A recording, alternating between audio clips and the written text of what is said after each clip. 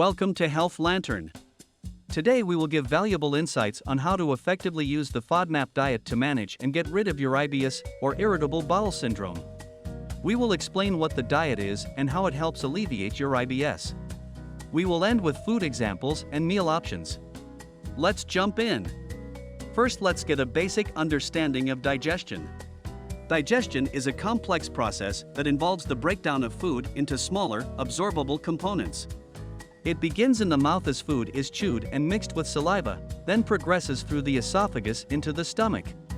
From there, it enters the small intestine, where most of the digestion and nutrient absorption takes place.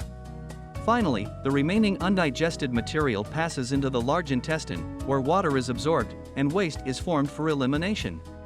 Those with IBS, the normal digestion process is disrupted, leading to various symptoms.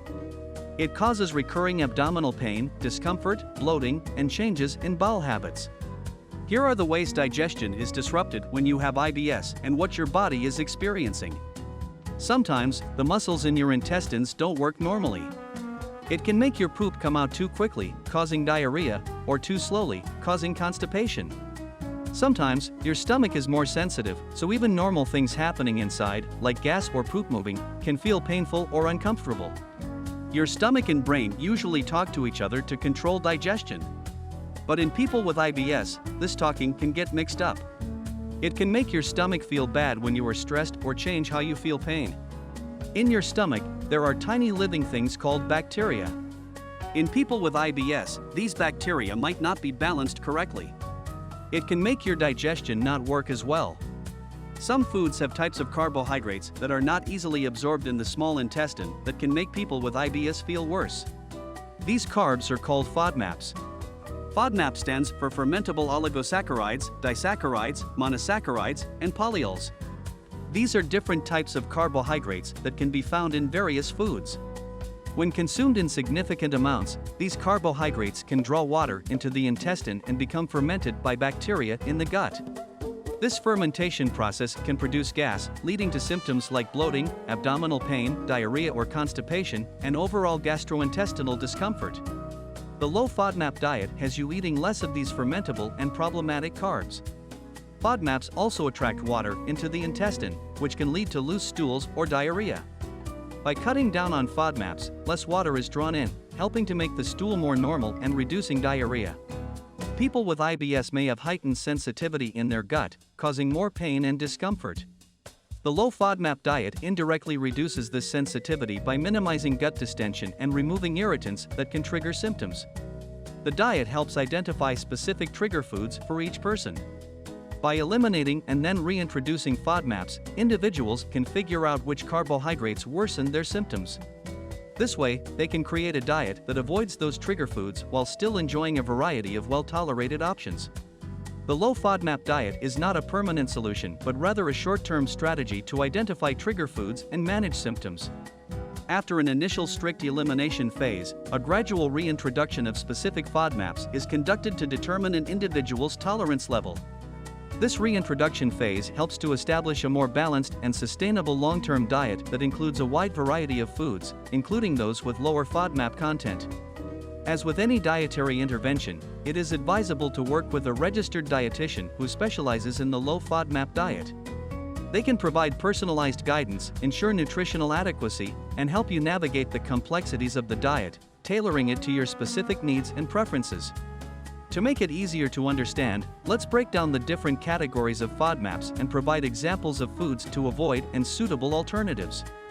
You can also find this down in the description or pause the video to help you take your time and make a list for yourself. O for oligosaccharides. High-FODMAP foods. Wheat, rye, onions, garlic, leeks, shallots, legumes such as beans, lentils, chickpeas.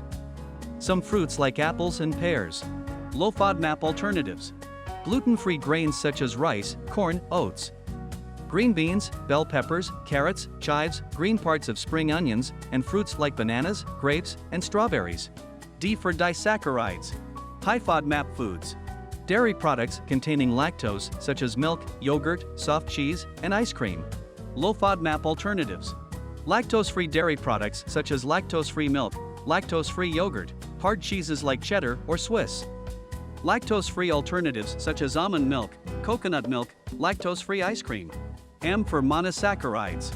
High-FODMAP foods. Fruits like apples, pears, mangoes, and honey. Low-FODMAP alternatives. Fruits like bananas, grapes, oranges, strawberries, pineapple, and sweeteners like maple syrup or glucose syrup. P for polyols. High-FODMAP foods.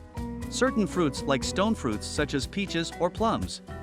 Watermelon, mushrooms, and sugar alcohols, sorbitol, mannitol, xylitol, used as sweeteners. Low-FODMAP alternatives. Fruits like grapes, oranges, strawberries, pineapple, carrots, and alternative sweeteners like stevia or glucose syrup. Here are some additional low-FODMAP food options. Proteins. Chicken, turkey, fish, eggs, tofu, tempeh, and lactose-free yogurt or cheese. Grains. Gluten-free grains like rice, corn, oats, quinoa, and gluten-free bread or pasta. Vegetables. Lettuce, spinach, kale, cucumbers, tomatoes, carrots, bell peppers, and zucchini. Nuts and seeds. Almonds, walnuts, pecans, macadamia nuts, pumpkin seeds, and chia seeds. Condiments. Most herbs and spices, mustard, vinegar, pure maple syrup, and oils like olive oil or coconut oil. Top 10 herbs to use. Basil, chives, cilantro, dill, lemongrass in small amounts, mint, oregano, parsley, rosemary, thyme. It's important to note that FODMAP content can vary depending on ripeness, cooking methods, and portion sizes. Ripeness. As fruits ripen, their FODMAP levels may increase. For example, a ripe banana may have higher FODMAP levels compared to an unripe green banana. Cooking methods. Some cooking techniques, such as boiling or simmering, can cause FODMAPs to leach into the cooking liquid, resulting in lower FODMAP levels in the food itself. For instance, if you boil onions or garlic, some of the FODMAPs may dissolve into the water, making the remaining food lower in FODMAPs. However, cooking methods like stir-frying or sautéing can retain more FODMAPs in the food. Portion sizes. Some foods that are high in FODMAPs may be tolerated in smaller quantities. Here are 5 meals with low FODMAPs to get your creative cooking juices flowing. 1. Grilled chicken with quinoa salad. Grilled chicken breast seasoned with low FODMAP herbs and spices. Quinoa cooked with low FODMAP vegetables like bell peppers and zucchini. Tossed with a lemon and olive oil dressing, avoid garlic and onion. 2. Baked salmon with roasted potatoes and steamed green beans. Baked salmon fillet seasoned with herbs like dill or parsley. Roasted potatoes tossed with olive oil, salt, and low FODMAP herbs. Steamed green beans served as a side dish. 3. Low FODMAP stir-fry. Protein of choice, shrimp, chicken, tofu, stir-fried with low FODMAP vegetables like bok choy, carrots, and bell peppers. Use gluten-free tamari or soy sauce, without added onion or garlic. 4. Quinoa stuffed bell peppers. Bell peppers stuffed with cooked quinoa, diced tomatoes, spinach, and low FODMAP spices. Topped with lactose-free cheese and baked until the peppers are tender. 5. Gluten-free pasta with chicken and pesto. Gluten-free pasta, rice, corn, or quinoa pasta. Grilled or sautéed chicken seasoned with low FODMAP spices. Tossed with a homemade pesto made from basil, pine nuts, olive oil, and Parmesan cheese. There you have it. Hope you have a better understanding of IBS and how FODMAP diet can help. Remember to eliminate these foods, then one by one reintroduce them to see how each food affects you. That way you can have a tailored diet where you may only have to cut out a few things or make sure you don't overdo it when you do eat them. It sounds like a lot of work, but it will save you time and pain in the long run. If you enjoyed the video, please hit the like and subscribe. Let us know in the comments if there are any other health topics you would like us to cover. Take a look at the description for more information. Click on the next video to continue on your path to better health. Have a happy day.